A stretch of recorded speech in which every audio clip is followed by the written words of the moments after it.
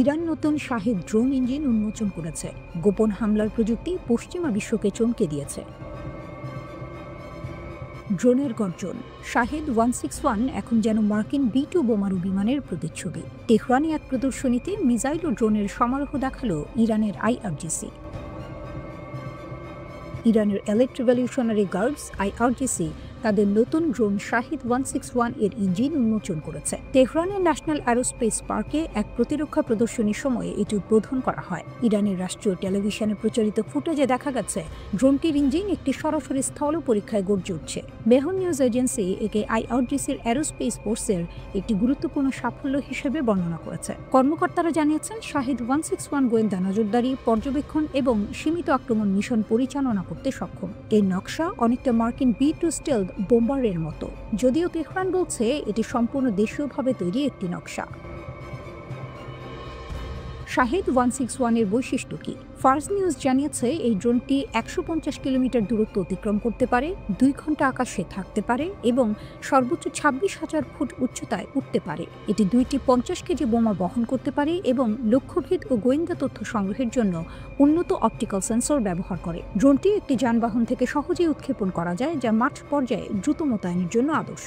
BNE ইন্টেলি নিউজকে বিশেষজ্ঞরা জানিয়েছেন শাহেদ সিরিজের প্রতিটি ড্রোনের দাম মাত্র 35,000 থেকে 60,000 মার্কিন ডলারের মধ্যে। একই প্রদর্শনীতে IRGC আরও উন্নত সংস্করণের শাহেদ 131, 171, 191 ও 238 ড্রোনও প্রদর্শন করেছে। কম খরচ ও দলবদ্ধভাবে আক্রমণ, সোয়ার্ম স্ট্রাইক চালানোর সক্ষমতা শাহেদ সিরিজকে সাম্প্রতিক যুদ্ধগুলোতে অগ্রণী অস্ত্র হিসেবে প্রতিষ্ঠিত করেছে। ইরানি ড্রোনগুলো ইসরায়েলের ওপর হামলায় ব্যবহার করা হয়েছে এবং রাশিয়াকেও সরবরাহ করা হয়েছে ইউক্রেনে আক্রমণের জন্য। বিশ্লেষকরা সতর্ক করেছেন কৃত্রিম বুদ্ধিমত্তায় সক্ষম এই ড্রোনবহর ভবিষ্যতের যুদ্ধক্ষেত্রে স্বল্প খরচে যুদ্ধের নতুন সংজ্ঞা দিতে পারে। শাহেদ 161 কোনো সাধারণ প্রযুক্তি প্রদর্শনী নয়, এটি একটি বাস্তব যুদ্ধে পরীক্ষিত সিস্টেম যা ইতিমধ্যে IRGCর যুদ্ধ কাঠামোর সঙ্গে সম্পূর্ণভাবে যুক্ত। এই ড্রোনের প্রকাশ্য প্রদর্শন ধারাবাহিক ও ব্যাপক ছিল। 2020 থেকে 2023 সালের মধ্যে তেহরান, ইস্পাহান, কোম এবং কিশ দ্বীপে অনুষ্ঠিত প্রদর্শনীগুলোতে এটি নিয়মিতভাবে দেখা গেছে। এর চেয়েও গুরুত্বপূর্ণ বিষয় হলো শাহেদ 161 বাস্তব অপারেশনে ব্যবহৃত হয়েছে, বিশেষ করে সিরিয়ায় সন্ত্রাসী গোষ্ঠীগুলোর বিরুদ্ধে সামরিক অভিযানে। সেখানে একটি গুরুত্বপূর্ণ গোয়েন্দা নজরদারি ও হামলা পরিচালনায় ভূমিকা রেখেছে। শাহেদ 161 ও এর সমগোত্রীয় ড্রোনগুলোর কৌশলগত গুরুত্ব ভাষায় প্রকাশ করা কঠিন। এগুলো ইরানের অসম যুদ্ধনীতি এবং কৌশলগত আত্মনির্ভরতার মূল ভিত্তি হিসেবে কাজ করছে। আন্তর্জাতিক নিষেধাজ্ঞা ও অস্ত্র নিষেধ সত্ত্বেও ইরান শুধু তার প্রতিরক্ষা সক্ষমতা টিকিয়ে রাখেনি, বরং তা আরও এগিয়ে নিয়ে গেছে। একেবারে শূন্য থেকে শুরু করে দেশটি আজ একটি আধুনিক ও উন্নত মহাকাশ ও প্রতিরক্ষা খাত গড়ে তুলেছে। শাহেদ পরিবার IRGCকে দিয়েছে এক স্তর ভিত্তিক UAV শল, যেখানে টেকনিক্যাল শাহেদ 161 থেকে শুরু করে কৌশলগত শাহেদ 171 পর্যন্ত রয়েছে। এর ফলে IRGC এখন সব স্তরে ধারাবাহিক নজরদারি ও নির্ভুল হামলার সক্ষমতা অর্জন করেছে। রুশ যুদ্ধ বিমান, চীনা বিমান প্রতিরক্ষা ব্যবস্থা এবং দেশীয়ভাবে তৈরি মিসাইল। ইরান প্রস্তুতি নিচ্ছে ইসরায়েলের বিরুদ্ধে পরবর্তী যুদ্ধের জন্য। পরবর্তী ইরান ইসরায়েল যুদ্ধ শুধু সময়ের অপেক্ষা। 9 নভেম্বর নিউ ইয়র্ক টাইমস এক প্রতিবেদনে জানায়, জুন মাসে যুক্তরাষ্ট্র ও ইসরায়েলের যৌথ হামলায় ইরানের সমৃদ্ধ ইউরেনিয়ামের মজুদ ধ্বংস করা যায়নি। এখন পারমাণবিক কর্মসূচি নিয়ে আলোচনা কার্যত বন্ধ হয়ে যাওয়ায় আঞ্চলিক কর্মকর্তারা ও বিশ্লেষকরা সতর্ক করেছেন, ইরান ও ইসরায়েলের মধ্যে নতুন যুদ্ধ শুরু হওয়া এখন শুধু সময়ের ব্যাপার। প্রতিবেদনে আরও বলা হয়, ইসরায়েল ইরানের পারমাণবিক কর্মসূচিকে অস্তিত্বের জন্য হুমকি হিসেবে দেখে, তাই ইরানের ওপর আরেক দফা ইসরায়েলি হামলা আসন্ন। আন্তর্জাতিক পরমাণু শক্তি সংস্থার প্রধান রাফায়েল গ্রোসি ফাইন্যান্সিয়াল টাইমসকে জানান, সংস্থাটি বিশ্বাস করে যুদ্ধের পরও ইরানের অধিকাংশ সমৃদ্ধ ইউরেনিয়ামের মজুদ টিকে আছে, তবে পরিদর্শন ছাড়া সঠিক অবস্থা জানা যাচ্ছে না। তার হিসাব অনুযায়ী ইরানের কাছে প্রায় 400 কিলোগ্রাম 60% বিশুদ্ধ ইউরেনিয়াম আছে, যা অস্ত্র তৈরির পর্যায়ের কাছাকাছি। ইন্টারন্যাশনাল ক্রাইসিস গ্রুপের ইরান প্রকল্প পরিচালক আলী ভাইস বলেন, ইসরায়েল যদি আবার হামলা চালায় তাহলে ইরান জুনের মতো সংযম দেখাবে না, প্রতিক্রিয়া হবে আরও তীব্র। প্রকৃতপক্ষে ইরান ইতিমধ্যে সেই পরবর্তী সংঘাতের জন্য প্রস্তুতি নিচ্ছে। পরবর্তী যুদ্ধের জন্য ইরানের মিসাইল উৎপাদন তীব্র গতিতে। আলী ভাইজ নিউ ইয়র্ক টাইমসকে বলেন, ইরানের মিসাইল কারখানাগুলো এখন দিনে 24 ঘন্টা কাজ করছে। তিনি আরও জানান, যদি আবার যুদ্ধ হয় তারা এবার একসঙ্গে 2000 মিসাইল নিক্ষেপ করতে চায়, যাতে ইসরায়েলের প্রতিরক্ষা ভেদ করা যায়। আগের মতো 12 দিনে 500 নয়। 12 দিনের যুদ্ধে ইরান প্রায় 530 থেকে 550টি ব্যালিস্টিক মিসাইল ইসরায়েলের দিকে ছোড়ে, যার মধ্যে 480 থেকে 500টি ইসরায়েলের আকাশসীমায় প্রবেশ করতে সক্ষম হয়। বাকিগুলো উৎক্ষেপণ ব্যর্থতা বা মাঝপথে ত্রুটির কারণে ধ্বংস হয়। ইসরায়েলি যুক্তরাষ্ট্র প্রায় 85 থেকে 90% মিসাইল আটকাতে সক্ষম হলেও প্রায় 48টি ইরানি মিসাইল ইসরায়েলের ভূখণ্ডে আঘাত হানে। এতে 28 জন বেসামরিক নাগরিক নিহত হন। ইরানি মিসাইলগুলো হাইফার একটি তেল শোধনাগার, একটি হাসপাতাল, বিজ্ঞান ইনস্টিটিউট ও কয়েকটি আবাসিক এলাকায় আঘাত হানে। কিছু মিসাইল ইসরায়েলি বিমান ঘাঁটি ও কমান্ড পোস্টের কাছেও পড়ে। ইউরোপীয় union institute for security studies প্রকাশিত মানচিত্রে ইরান ও ইসরায়েলের পাল্টা হামলার অবস্থান দেখানো হয়। ইরানের কৌশল ছিল একসঙ্গে 100টিরও বেশি মিসাইল নিক্ষেপ করে ইসরায়েলের বহুস্তরীয় প্রতিরক্ষা ব্যবস্থাকে ভরিয়ে দেয়া। 12 দিনের যুদ্ধে ইসরায়েলের ভূখণ্ডে আঘাত হানায় সাফল্য পেয়ে ইরান এখন মিসাইল উৎপাদন দ্বিগুণ করার সিদ্ধান্ত নিয়েছে। চীন ও রাশিয়ার সহায়তা। উল্লেখযোগ্যভাবে ইরান এখন চীনের কাছে থেকেও উল্লেখযোগ্য সহায়তা পাচ্ছে। সিএনএন জানায়, ইউরোপীয় গোয়েন্দা সূত্রগুলো নিশ্চিত করেছে চীন থেকে সোডিয়াম পারক্লোরেট নামের একাধিক জ্বালান ইরানের বন্দর আব্বাস বন্দরে পৌঁছেছে। এটি কঠিন জ্বালানির প্রধান উপাদান, যা ইরানের মধ্যম পাল্লার মিসাইল চালাতে ব্যবহৃত হয়। বিভিন্ন প্রতিবেদনে আরও বলা হয়, চীন ইরানকে তার উন্নত HQ-9 বিমান প্রতিরক্ষা ব্যবস্থা সরবরাহ করছে, আর রাশিয়া দিচ্ছে MiG-29 যুদ্ধ বিমান। অক্টোবর মাসে রাশিয়ার রাষ্ট্রীয় প্রতিরক্ষা সংস্থা রোস্টেক এর ফাঁস হওয়া তথ্যে জানা যায়, ইরান মস্কো থেকে 48টি সুখোই Su-35 যুদ্ধ বিমান কেনার প্রস্তুতি নিচ্ছে।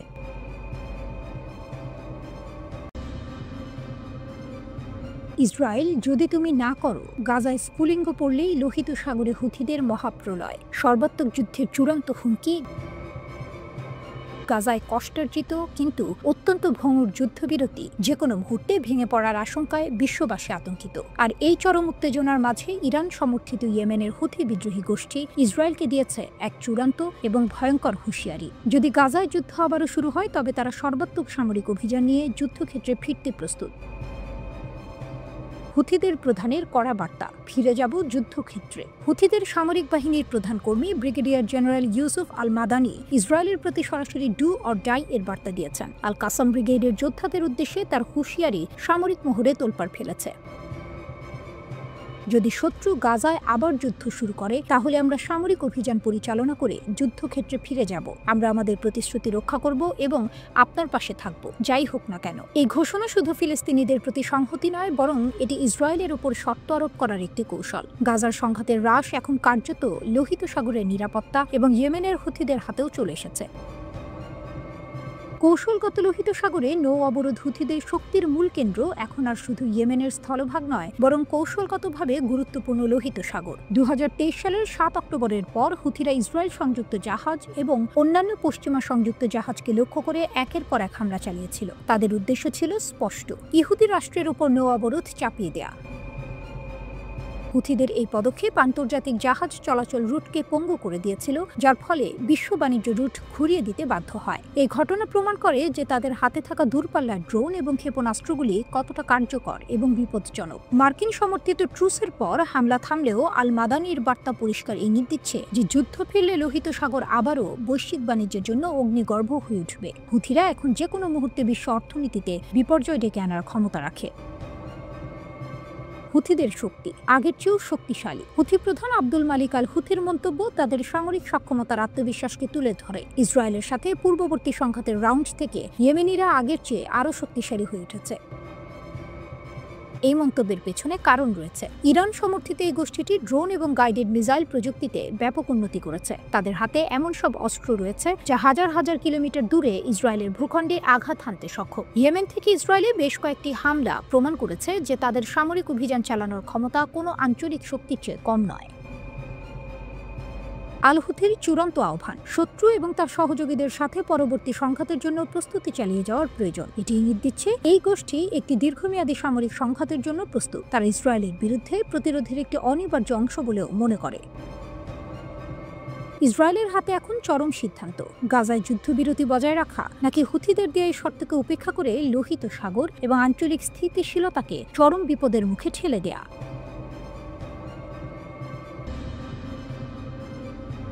খামেনি দেখালেন ইরানের সামরিক শক্তি, ভয় পেয়েছেন নেতানিয়াহু। তেহরানের এয়ারোস্পেস প্রদর্শনী পরিণত হল সামরিক শক্তির এক বিশাল প্রদর্শনীতে। ইরান প্রকাশ্যে দেখালো তাদের প্রাণঘাতী মিসাইল ও ড্রোনের ভান্ডার। ইসরায়েলের সঙ্গে জুন মাসের সংঘর্ষে অর্জিত যুদ্ধের ট্রফি বা ধ্বংসাবশেষও প্রদর্শনীতে রাখা হয়েছে।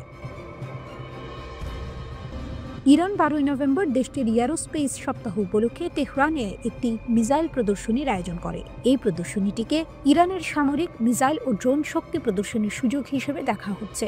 আইআরজিসির এরোস্পেস ফোর্স ও প্রতিরক্ষা মন্ত্রণালয় একসঙ্গে ব্যালিস্টিক ও ক্রুজ মিসাইলের সারি সাজিয়ে প্রদর্শন করেছে। প্রদর্শনীতে প্রদর্শিত অস্ত্রসমূহ MQ-4 drone, RQ-170 drone, Sejjil missile, Khorramshahr missile. Aerospace প্রদর্শনীর দায়িত্বপ্রাপ্ত কর্মকর্তা জেনারেল বালালি জানিয়েছেন, আমরা এই মিসাইলগুলো তৈরি করা শুরু করেছিলাম যেগুলো আপনি এখানে দেখছেন। আজ আমরা নিজেরাই ডিজাইন করি, তৈরি করি এবং ব্যবহার করি এমন মিসাইল যা স্থল ও আকাশ সব ধরনের যুদ্ধে অপরিহার্য। ইরান প্রদর্শনীতে ইসরায়েলি সেনাবাহিনীর হারমেস ও হেরন ড্রোনের ধ্বংসাবশেষও প্রদর্শন করেছে। পোড়া ও ভাঙা এই ড্রোনগুলোর অংশ এখন প্রদর্শনীর মেঝেতে শুয়ে আছে, ইরানের সামরিক সক্ষমতার জীবন্ত প্রমাণ হিসেবে।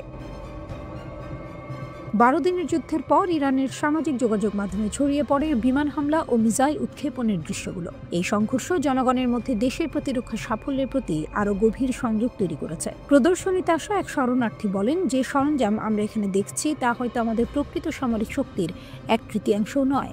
যদি আমাদের যোদ্ধারা তাদের সম্পূর্ণ শক্তি নিয়ে এগিয়ে আসে তবে তারা অবশ্যই শত্রুকে পৃথিবী থেকে মুছে দেবে।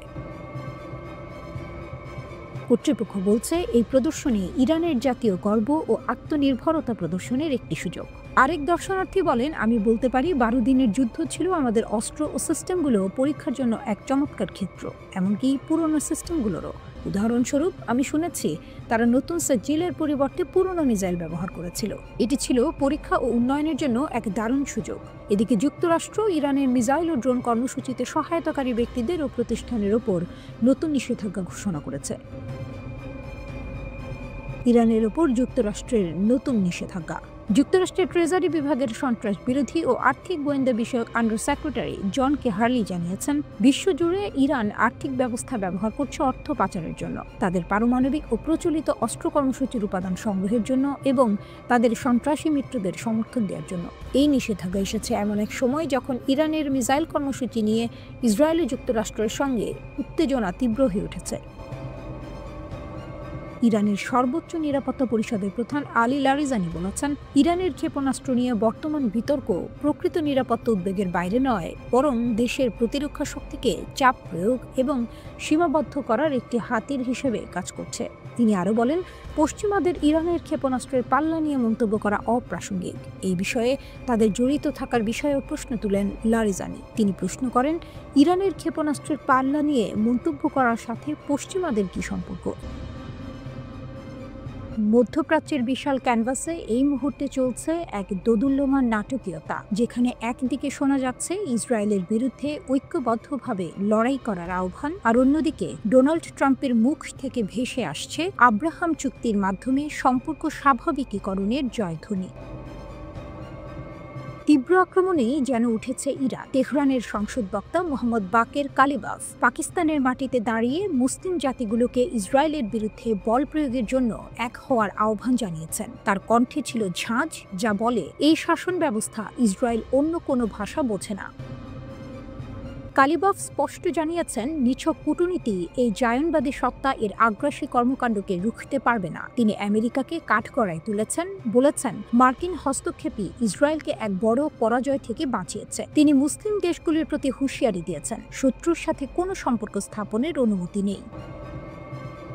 ইরান বনাম সৌদি আরব ছায়াযুদ্ধের দুই পরাশক্তি। মধ্যপ্রাচ্যের ক্ষমতার খেলায় দুটি প্রধান দল, শিয়ার নেতৃত্বাধীন ইরান এবং সুন্নি নেতৃত্বাধীন সৌদি আরব। ইরান সামরিক শক্তিতে অপ্রতিরোধ্য, তাদের পারমাণবিক শক্তি বৃদ্ধি এবং লেবাননের হিজবুল্লাহ বা ইয়েমেনের হুথিদের মতো প্রক্সি শক্তির মাধ্যমে তাদের আঞ্চলিক প্রভাবও গুরুত্বপূর্ণ। অন্যদিকে সৌদি আরব সামরিক খাতে বিপুল অর্থ ব্যয় করে, অত্যাধুনিক পশ্চিমা অস্ত্রের বড় ক্রেতা তারা। ঐতিহাসিকভাবে তারা নিজেদের মুসলিম বিশ্বের নেতা মনে করে, আর তাদের রয়েছে মার্কিন সমর্থন।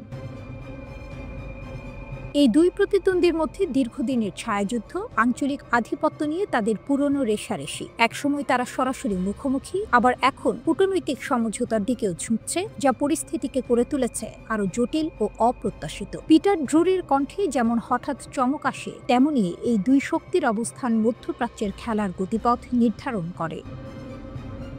আব্রাহাম চুক্তি, নতুন জোটের স্বপ্ন। মার্কিন প্রেসিডেন্ট ডোনাল্ড ট্রাম্প ঘোষণা করছেন মধ্য এশিয়ার মুসলিম রাষ্ট্র কাজাখস্তানও আব্রাহাম চুক্তিতে যোগ দিয়েছে। ট্রাম্প একে অসাধারণ বলেছেন এবং দাবি করেছেন ইরানের পারমাণবিক উচ্চাকাঙ্ক্ষা কমে গেলেই আরও অনেক দেশ স্বাভাবিকীকরণের পথে আসবে। কাজাখস্তানের এই প্রতীকী প্রবেশ যেন মধ্যপ্রাচ্যের খেলার মাঠে নতুন খেলোয়াড়দের আগমন, যা ইরান ও তার মিত্রদের ওপর চাপ বাড়াচ্ছে। এই চুক্তিগুলো ইসরায়েলকে আঞ্চলিকভাবে আরও বেশি গ্রহণযোগ্যতা এনে দিচ্ছে, যা মুসলিম ঐক্যের আহ্বানকে দুর্বল করার এক কাউন্টার অ্যাটাক।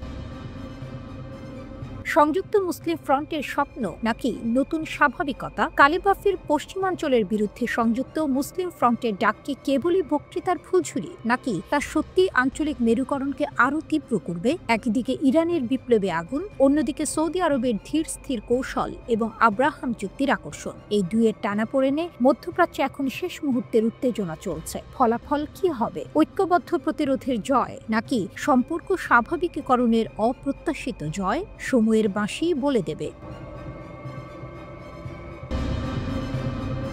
তেহরানের 10,000 কিলোমিটার পাল্লার ক্ষেপণাস্ত্র, লক্ষ্য কি এবার মার্কিন মুল্লুক?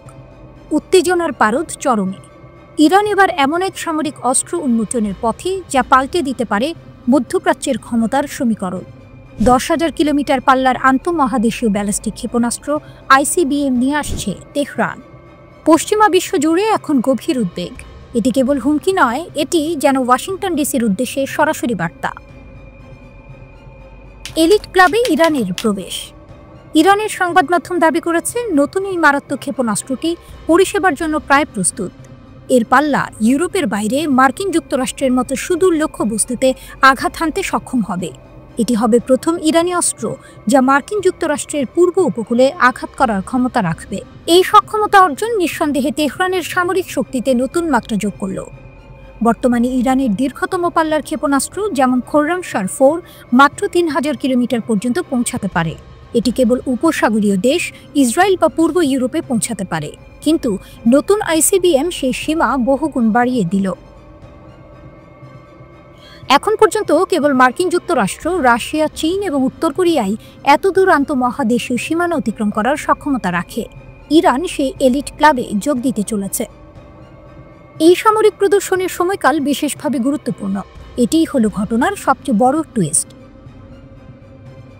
মার্কিন প্রেসিডেন্ট ডোনাল্ড ট্রাম্পের এক বিস্ফোরক স্বীকারোক্তির কয়েকদিন পরেই এই ক্ষেপণাস্ত্রের ঘোষণা এলো।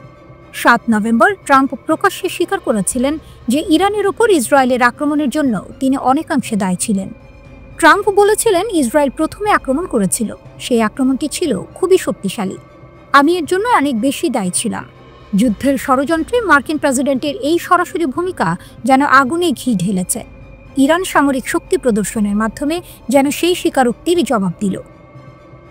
অবশ্য ইরান কেবল ক্ষেপণাস্ত্রের মাধ্যমেই জবাব দিচ্ছে না, তারা আইনি পথেও হাঁটতে প্রস্তুত। ইরানের পররাষ্ট্র মন্ত্রণালয়ের মুখপাত্র ইসমাইল বাঘাই জানিয়েছেন, ট্রাম্পের মন্তব্য মার্কিন ইসরায়েল ষড়যন্ত্রের স্পষ্ট প্রমাণ। তেহরান এখন ট্রাম্পের বিরুদ্ধে আন্তর্জাতিক আদালতে মামলা করার কথা গুরুত্ব সহকারে বিবেচনা করছে। বাঘাইয়ের কথায় নিশ্চয়ই এই স্বীকারোক্তি যে কোনো আদালতে এই আক্রমণাত্মক আইনে আমেরিকার অংশগ্রহণের একটি স্পষ্ট কারণ হিসেবে ব্যবহৃত হবে। অর্থাৎ একদিকে ক্ষেপণাস্ত্রের হুঙ্কার, অন্যদিকে আন্তর্জাতিক ন্যায় বিচারের খোঁজ। তেহরান স্পষ্ট করে দিয়েছে সামরিক আগ্রাসন এবং আইনি ষড়যন্ত্র দুটোই তারা শক্ত হাতে মোকাবিলা করবে। ইরানের এই 10,000 কিলোমিটারের ক্ষেপণাস্ত্রের হুঙ্কার কেবল একটি সংখ্যা নয়, এটি হলো তাদের আত্মরক্ষার প্রতিজ্ঞা। সামরিক বিশ্লেষকেরা বলছেন, ইরান যেন বলছে দূরত্বের সীমা ঘুঁচে যাক, হুঙ্কার পৌঁছাক ঠিকানায়। মার্কিন দৈনিক দ্য নিউ ইয়র্ক টাইমস বলছে, দুই দেশই এখন সর্বাত্মক যুদ্ধের প্রস্তুতিতে ব্যস্ত, আর এই যুদ্ধ শুরু হওয়া কেবল সময়ের অপেক্ষা। প্রতিবেদনে বলা হয়েছে, জুনের যুদ্ধ শেষ হলেও ইরান এখনও বিপুল পরিমাণ উচ্চমাত্রায় সমৃদ্ধ ইউরেনিয়াম ধরে রেখেছে, যা দিয়ে 11টি পারমাণবিক অস্ত্র তৈরি সম্ভব।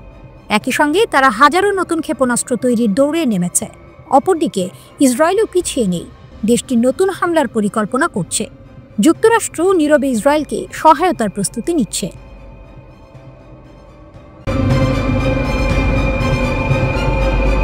রণনীতিতে ভুল বদল, একদিনেই ইসরায়েলকে গুঁড়িয়ে দিতে পারে ইরান, বলছে পশ্চিমা বিশেষজ্ঞরা।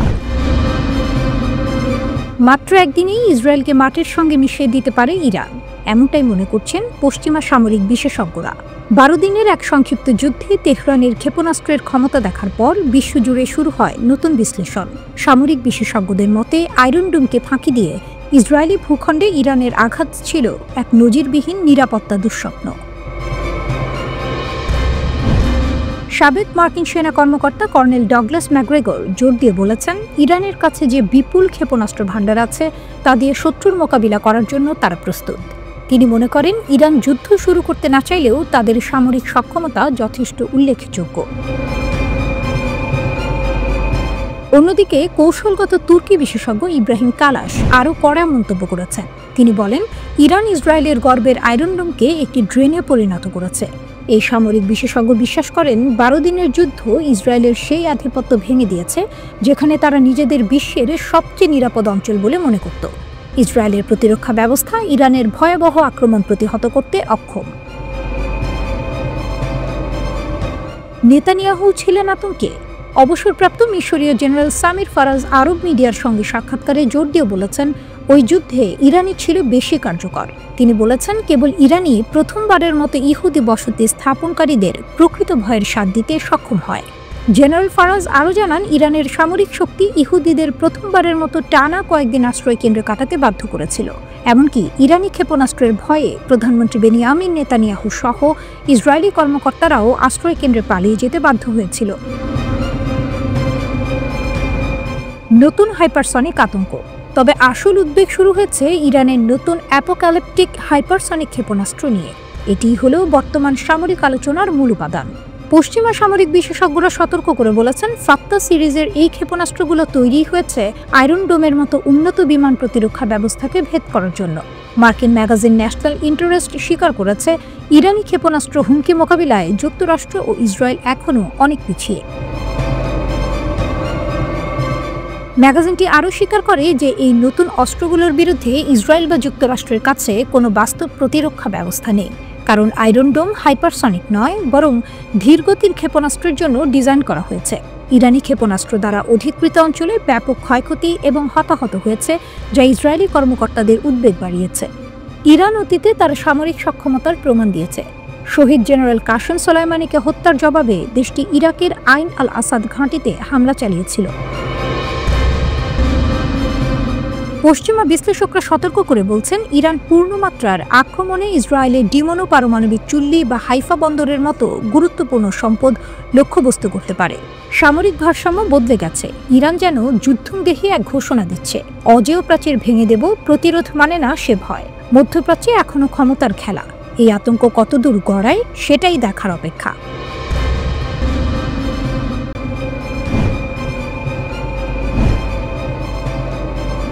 ইসরায়েলের আপত্তি সত্ত্বেও গাজায় 2000 তুর্কি সৈন্য পাঠানোর প্রস্তুতি নিচ্ছে তুরস্ক। নেতানিয়াহুর আপত্তি উপেক্ষা করে কি ট্রাম্প তুর্কি বাহিনী মোতায়েনের অনুমতি দেবেন?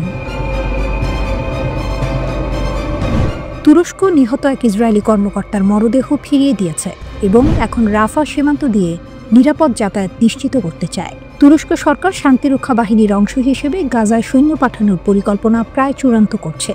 এই মোতায়েন নিয়ে যুক্তরাষ্ট্র ও ইসরায়েলের সঙ্গে আলোচনাও চলছে বলে জানিয়েছে মধ্যপ্রাচ্যের সংবাদ মাধ্যম middle East Eye. Middle East Eye জানিয়েছে, ইসরায়েল প্রকাশ্যে এই পরিকল্পনার বিরোধিতা করলেও অন্তত 2000 তুর্কি সৈন্য মিশনে অংশ নেবে। তুরস্কের এই ব্রিগেডটি দেশের বিভিন্ন সেনা ইউনিট থেকে সদস্য সংগ্রহ করছে। এই সৈন্যদের শান্তিরক্ষা মিশন ও সংঘাতপূর্ণ এলাকায় কাজের পূর্ব অভিজ্ঞতা রয়েছে বলে জানিয়েছে মিডল ইস্ট আই। গাজায় আন্তর্জাতিক স্থিতিশীলতা প্রতিষ্ঠার প্রচেষ্টার অংশ হিসেবে এই বাহিনী কাজ করবে। মার্কিন প্রেসিডেন্ট ডোনাল্ড ট্রাম্পের মধ্যস্থতায় তৈরি শান্তি পরিকল্পনায় তুরস্ককে প্রধান ভূমিকা দেওয়া হয়েছে। ধারণা করা হচ্ছে তুরস্ক হামাসের নিয়ন্ত্রণে থাকা গাজার বড় একটি অংশের দায়িত্ব নেবে। ইসরায়েল তুর্কি বাহিনীর অংশগ্রহণের তীব্র বিরোধিতা করছে এবং পুরো পরিকল্পনা নিয়ে উদ্বেগ প্রকাশ করেছে। ওয়াশিংটন এখনও আইএসএফ বা ইন্টারন্যাশনাল স্ট্যাবিলাইজেশন ফোর্সে তুর্কি সেনা পাঠানো নিয়ে চূড়ান্ত সিদ্ধান্ত নেয়নি। ইসরায়েলি মুখপাত্র শোস বেড্রোসিয়ান বলেছেন, গাজায় কোনো তুর্কি সেনা মোতায়েন করা হবে না। আঙ্কারা বিশ্বাস করে ইসরায়েল জাতিসংঘের অধীনে ন্যাটো মিত্রের উপস্থিতি মেনে নিতে চাইছে না। তুরস্ক গাজার যুদ্ধ পরবর্তী নিরাপত্তা ও মানবিক পুনর্গঠনে সরাসরি ভূমিকা নিতে চায়। তীব্র আলোচনার পর তুরস্ক ইসরায়েলি সেনা হাদার গোল্ডিনের মরদেহ ফেরত আনতে সাহায্য করেছিল। তুর্কি কর্মকর্তারা বলেছেন, আল কাসাম ব্রিগেডের এই পদক্ষেপ হামাসের যুদ্ধবিরতি চুক্তির প্রতি অঙ্গীকারের প্রমাণ। প্রায় 1000 তুর্কি সেনা ইতিমধ্যেই গাজা মিশনের জন্য স্বেচ্ছায় নাম লিখিয়েছে। জাতিসংঘ ও আঞ্চলিক অংশীদারদের সঙ্গে আলোচনার পর এই মিশনের চূড়ান্ত সিদ্ধান্ত নেওয়া হবে বলে আশা করা হচ্ছে। এদিকে সংযুক্ত আরব আমিরাত গাজায় প্রস্তাবিত আন্তর্জাতিক শান্তিরক্ষা বাহিনীতে যোগ দেবে না বলে ধারণা করা হচ্ছে। আমিরাতের প্রেসিডেন্টের এক কূটনৈতিক উপদেষ্টা বলেছেন, এই সিদ্ধান্ত নেওয়া হয়েছে স্পষ্ট কাঠামোর অভাবে। এই বহুজাতিক মিশনের লক্ষ্য হল গাজার সশস্ত্র গোষ্ঠীগুলোর নিরস্ত্রীকরণ এবং সামরিক অবকাঠামো ধ্বংস করা। এছাড়া মিশরের সঙ্গে গাজার সীমান্ত সুরক্ষিত রাখা এবং মানবিক সহায়তার করিডোরগুলো রক্ষা করাও এর উদ্দেশ্য। গাজায় যুদ্ধবিরতি চুক্তিটি হয়েছিল যুক্তরাষ্ট্রের তত্ত্বাবধানে, যেখানে মিশর, কাতার ও তুরস্ক মধ্যস্থতাকারী হিসেবে কাজ করেছে। ওয়াশিংটন 2 বছরের জন্য একটি অন্তর্বর্তীকালীন প্রশাসন গঠনের লক্ষ্যে জাতিসংঘ নিরাপত্তা পরিষদে একটি প্রস্তাব তৈরি করেছে। ট্রাম্প চান আন্তর্জাতিক স্থিতিশীলতা বাহিনী হামাসের নিয়ন্ত্রণাধীন গাজাকে সম্পূর্ণভাবে নিরস্ত্রীকরণ করুক। এই বাহিনী গাজার সীমান্ত সুরক্ষিত রাখবে এবং নবগঠিত ফিলিস্তিনি পুলিশ বাহিনীকে সহায়তা করবে।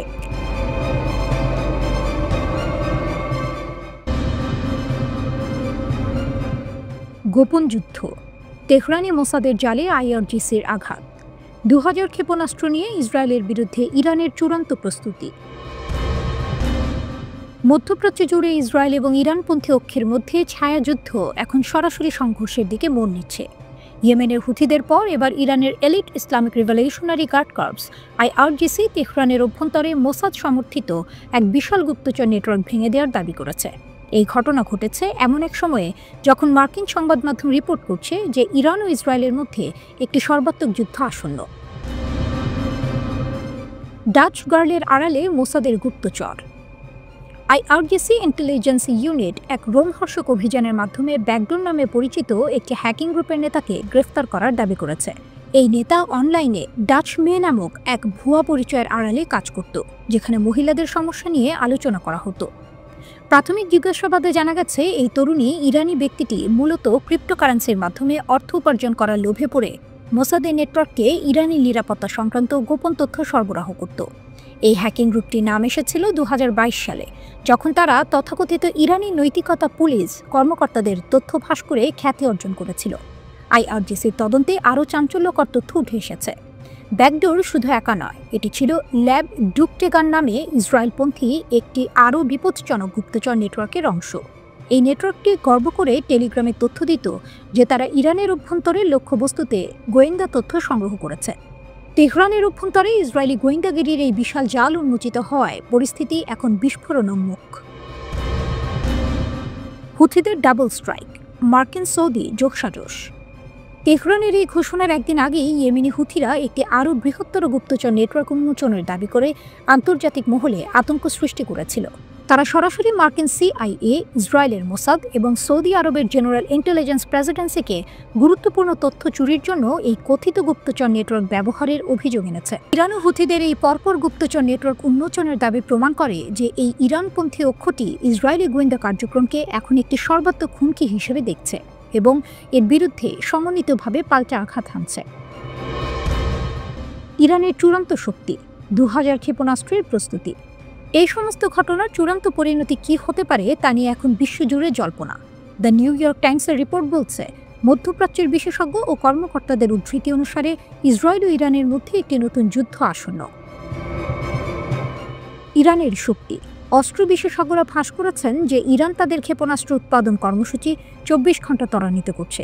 ইরান এখন একযোগে 2000 ক্ষেপণাস্ত্র নিক্ষেপ করার ক্ষমতা বিকাশের জন্য রাত দিন কাজ করছে। জুনে ইরানের পারমাণবিক স্থাপনায় ইসরায়েলের ব্যর্থ হামলার পর তেহরান এই ক্ষেপণাস্ত্র সক্ষমতাকে তাদের প্রতিরোধের চূড়ান্ত গ্যারান্টি হিসেবে দেখছে। গুপ্তচর নেটওয়ার্ক উন্মোচন এবং ক্ষেপণাস্ত্রের এই বিপুল প্রস্তুতি, এই দুই ঘটনা ইঙ্গিত দিচ্ছে যে ইরান সরাসরি সংঘাতের জন্য প্রস্তুত। ইসরায়েল যদি কোনো উস্কানি দেয় তবে ইরান প্রস্তুত এই অঞ্চলে আগুন ছড়ানো 2000 ক্ষেপণাস্ত্র নিক্ষেপ করে জবাব দিতে। মধ্যপ্রাচ্য এখন এক পারমাণবিক স্ফুলিঙ্গের অপেক্ষায়।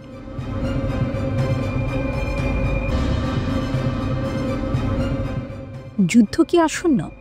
24 ঘন্টাই চলছে ইরানের গোপন মিসাইল কারখানা। ইসরায়েলের দিকে তাক করে 2000 ক্ষেপণাস্ত্র।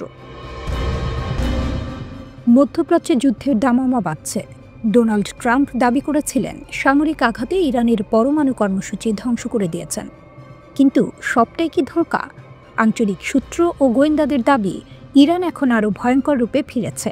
তাদের গোপন মিসাইল কারখানাগুলোতে এখন দিনরাত চলছে চরম তৎপরতা। 2015 সালের পরমাণু চুক্তি ভেঙেছে, নিষেধাজ্ঞা ফিরে এসেছে। যুক্তরাষ্ট্র বলেছিল ইরানের মেরুদণ্ড ভেঙে দিয়েছে, কিন্তু ইসরায়েলি নিরাপত্তা কর্মকর্তারা বলছেন চিত্রটা একদম আলাদা। ইউরেনিয়াম মজুদ ধ্বংস হয়নি, বরং সেগুলো আরও গোপন স্থানে সরিয়ে ফেলা হয়েছে। নতুন গোপন ঘাঁটি। জানা যাচ্ছে ইরান প্যাকেক্স মাউন্টেন নামে একটি নতুন গোপন ইউরেনিয়াম সমৃদ্ধকরণ স্থাপনা তৈরি করছে। ইরান অবশ্য এ নিয়ে কিছু বলেনি। বিপজ্জনক মজুদ। আন্তর্জাতিক পরমাণু শক্তি সংস্থা IAEA জানিয়েছে ইরানের অধিকাংশ সমৃদ্ধ ইউরেনিয়াম অক্ষত আছে।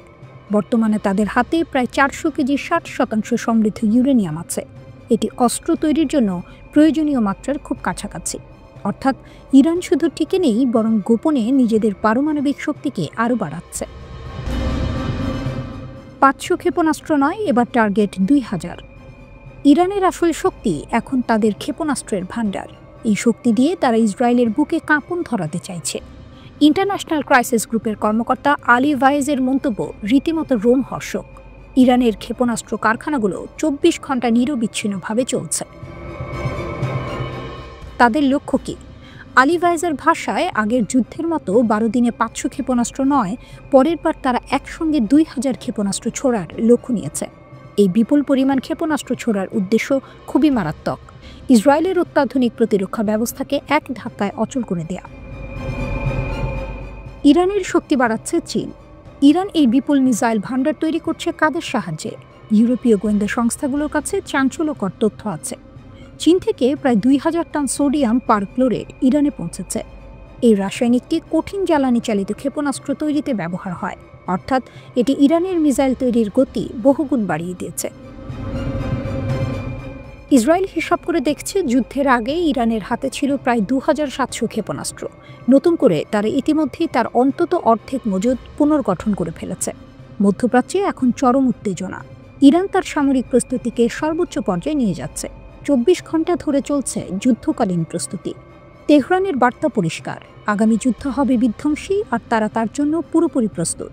এই প্রস্তুতি কি শুধু ইসরায়েলের জন্য, নাকি ইরানের টার্গেট যুক্তরাষ্ট্র? ইরানের পররাষ্ট্রমন্ত্রী আব্বাস আরাকচি বলেছেন, পশ্চিমা দেশগুলোর শেষমেশ কোনো উপায় থাকবে না। তারা ইরানকে শান্তিপূর্ণ পারমাণবিক শিল্পের একটি বৈজ্ঞানিক কেন্দ্র হিসেবে স্বীকার করতে বাধ্য হবে। আরাকচির মতে পশ্চিমাদের আসল সমস্যা পারমাণবিক অস্ত্র নয়, তাদের আসল উদ্বেগ হল ইরানি বিজ্ঞান ও প্রযুক্তির অগ্রগতি। দেশটি এমন একটি অত্যন্ত জটিল ও সংবেদনশীল বৈজ্ঞানিক ক্ষেত্রে, যেখানে স্বাস্থ্য, শিল্প, পরিবেশ ও কৃষি সংক্রান্ত বিভিন্ন দিক রয়েছে, বড় সাফল্য অর্জন করেছে। তারা চায় এই ক্ষমতা শুধুমাত্র নিজেদের হাতে রাখুক, তাই পারমাণবিক অস্ত্রকে অজুহাত বানানো হয়েছে।